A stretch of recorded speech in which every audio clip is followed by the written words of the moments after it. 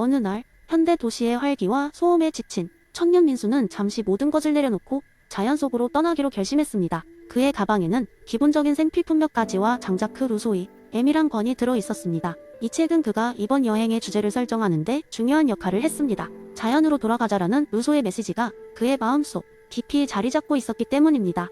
민수는 숲속 깊은 곳에 있는 한적한 오두막을 렌트하고 그곳에서 몇 주를 보내기로 했습니다.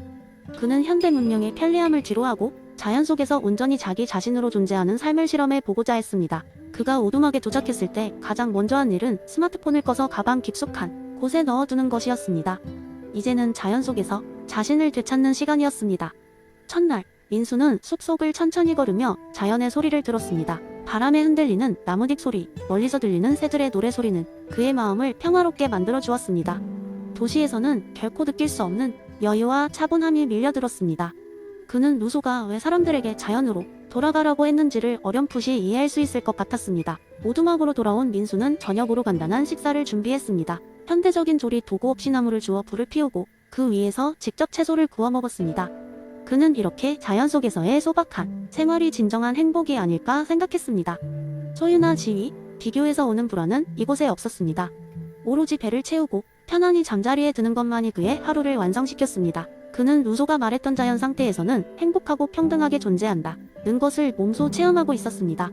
며칠이 지나자 민수는 자신이 가진 많은 것들이 사실 불필요하다고 느끼기 시작했습니다. 돈이나 명예, 물질의 풍요로움이 없는 이곳에서 오히려 더 많은 자유와 행복을 느꼈으니까요. 그는 소유의 비극에서 해방되어 진정한 자신을 바라볼 수 있게 되었습니다. 그리고 책을 읽으며 루소의 철학을 조금 더 깊이 이해하게 되었습니다. 진정한 평등과 행복은 외부의 조건이 아니라 마음 안에서 비롯된다는 것을 깨달았습니다. 어느 날 민수는 폭우를 만났지만 오두막 지붕 아래에 앉아 비를 즐겼습니다. 세상의 모든 물질적 풍요보다 더 값진 자연의 선물을 마주한 듯한 기분이었습니다. 비 오는 소리를 들으며 그는 철학적인 생각에 잠겼습니다. 자연은 그 자체로 완전하고 아름다웠고 인간은 그 일부로서의 본성을 잃지 않고 살아갈 때 비로소 진정한 행복을 느낄 수 있다는 믿음이 생겼습니다. 몇 주가 지나고 드디어 민수는 다시 도시로 돌아가야 할 시간이 되었습니다. 하지만 그의 마음속에는 새로운 확신이 자리 잡고 있었습니다. 그는 이 자연으로 돌아가기 경험을 통해 진정한 자신을 찾고 미래를 대하는 태도를 변화시킬 준비가 되었습니다. 도시로 돌아가더라도 그는 이제 소유의 개념에 얽매이지 않고 마음속의 평화를 지속적으로 추구할 것입니다. 민수는 자연 속에서 보낸 시간이 자신에게 얼마나 큰 변화를 주었는지를 깨달으며 루소가 왜 그렇게 자연으로 돌아가기를 주장했는지를 이해하게 되었습니다. 그리고 그는 주변 사람들에게 이 경험을 나누어야겠다고 결심했습니다. 도시의 삶에 지친 친구들에게 진정한 행복과 평등은 그 안이 아니라 밖에 자연 속에서 찾을 수 있다는 메시지를 전하려고 했습니다. 그렇게 그는 자연의 순수함을 마음에 담고 다시금 도시의 삶으로 돌아왔습니다. 두 번째 이야기, 피터 싱어의 이 균형 이론을 전달하는 흥미로운 이야기가 펼쳐지는 곳은 바로 작은 마을 율리타운입니다. 이곳의 주민들은 수백 년간 전통적인 방식으로 살아왔고 외부와 거의 교류하지 않아 자신들의 방식이 세계의 전부라고 믿고 있었습니다. 그러던 어느 날 마을의 경로당에 새로운 라디오가 도착하면서 변화가 시작되었습니다. 라디오에서는 매일 저녁 피터 싱어 교수의 강연이 방송되었습니다. 특히 사람들이 그의 이 균형 이론을 듣고 깊은 인상을 받았습니다. 모든 생명은 소중하며 우리의 행동은 최대한 많은 사람에게 이익을 주어야 한다 는 주장은 매우 혁신적으로 받아들여졌으며 그 중에서도 이 이론에 가장 큰 감명을 받은 것은 마을의 지도자 할아버지 김철수였습니다. 김철수 할아버지는 언제나 마을 주민을 먼저 생각하고 그들을 위해 최선을 다해온 존경받는 인물이었습니다. 그러나 그는 이 강연을 듣고는 마을 밖을 생각하기 시작했습니다. 그가 처음으로 한 행동은 마을 회의에서 이 이론을 주민들에게 소개하는 것이었습니다. 우리가 아무리 열심히 살아도 이익이 마을에만 머문다면 그건 그리 윤리적이지 않다고 하네. 이제는 마을 밖 사람들을 위해서도 뭔가 해봐야 할 때인 것 같아 하고 할아버지는 선언했습니다. 주민들은 처음엔 다소 혼란스러워했습니다. 늘 자신들만의 문제로도 충분히 바쁘다고 느꼈기 때문입니다. 하지만 할아버지는 포기하지 않고 매주 저녁 마을 주민들을 모아 피터 싱어의 강연을 직접 설명하며 그들의 마음을 움직였습니다. 결국 율리타운은 변화하기 시작했습니다. 마을의 청년들은 함께 모여 해외에서 어려움을 겪고 있는 사람들을 돕기 위한 프로젝트를 시작했습니다. 그들은 농사를 지어 남는 수익을 글로벌 자선단체에 기부하거나 직접 필요한 물품을 제작해 보내기도 했습니다. 이 과정 속에서 마을 주민들은 자신들이 타인에게 큰 도움을 줄 수 있다는 사실에 큰 자부심을 느꼈습니다. 율리타운은 피터 싱어의 이론을 체화하며 더 이상 고립된 마을이 아닌 세계와 연결된 공동체로 성장하게 되었습니다. 이로 인해 마을은 늘어나는 방문객과 교류로 경제적으로도 큰 혜택을 누릴 수 있었고, 주민들은 작은 마을이지만 큰 마음을 가진 곳이라는 칭송을 듣게 되었습니다. 이 흥미진진한 이야기는 이 기념기론이 얼마나 강력한지, 그리고 작고 사소해 보이는 행동이 세계적으로 어떤 영향을 미칠 수 있는지를 잘 보여줍니다. 김철수 할아버지의 용기 있는 결정은 결국 마을 전체의 삶을 바꿔놓았고, 그들은 이로 인해 윤리적으로도 실질적으로도 무척 행복한 공동체로 거듭났습니다. 이 이야기는 우리에게도 메시지를 전합니다. 우리가 사는 세상에서 좀 더 큰 그림을 보고 더 많은 사람들에게 혜택을 주는 길을 찾으라는 것입니다. 세 번째 이야기, 한적한 시골 마을에 사는 조지라는 사람이 있었습니다. 조지는 평범한 농부였지만 늘 자신만의 철학적인 고민에 빠져 살았습니다. 그의 가장 큰 고민은 바로 왜 우리는 어떤 행동을 하는가? 라는 질문이었습니다.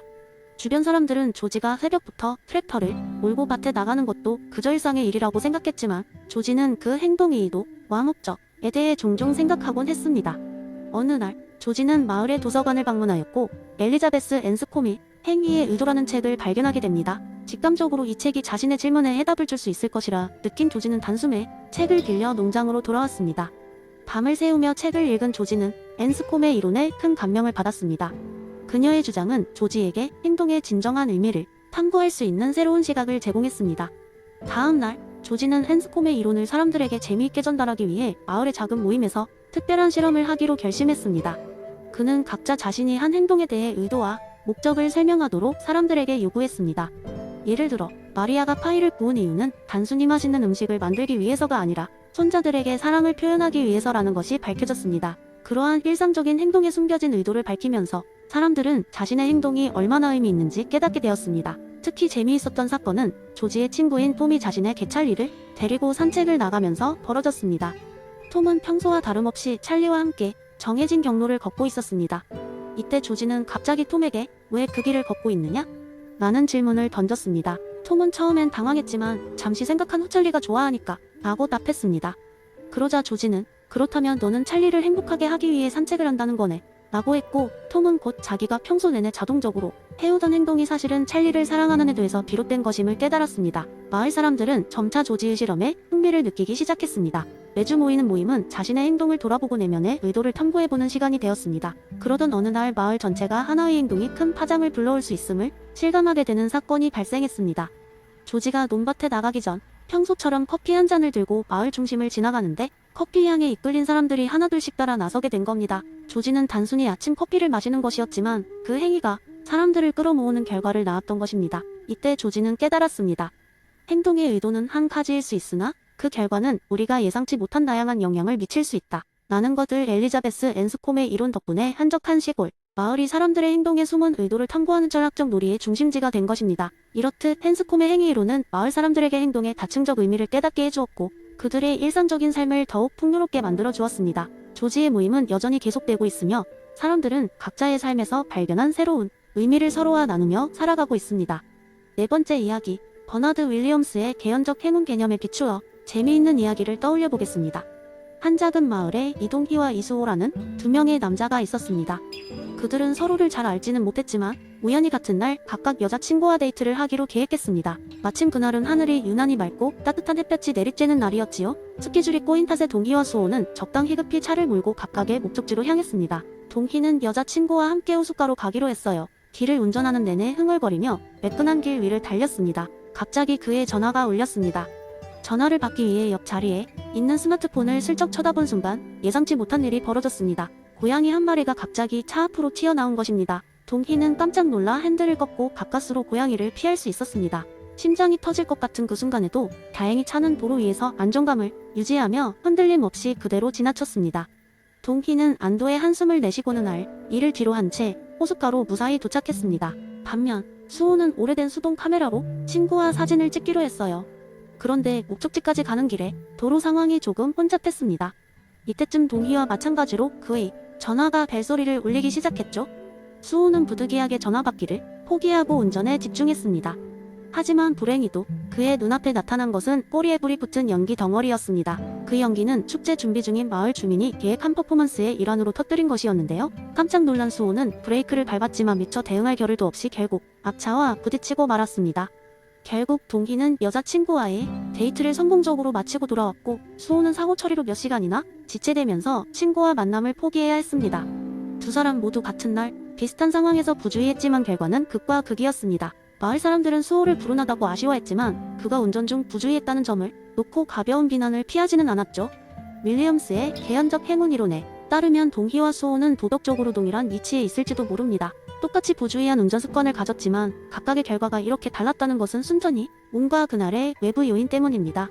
두 사람의 행동은 의도와는 무관한 결과를 낳았기 때문입니다.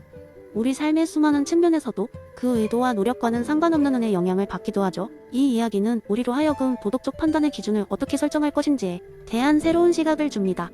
우리는 때론 외부 요인이 미치는 영향을 이해하고 타인의 상황을 보다 넓은 관점에서 바라봐야 한다는 것을 배울 수 있습니다.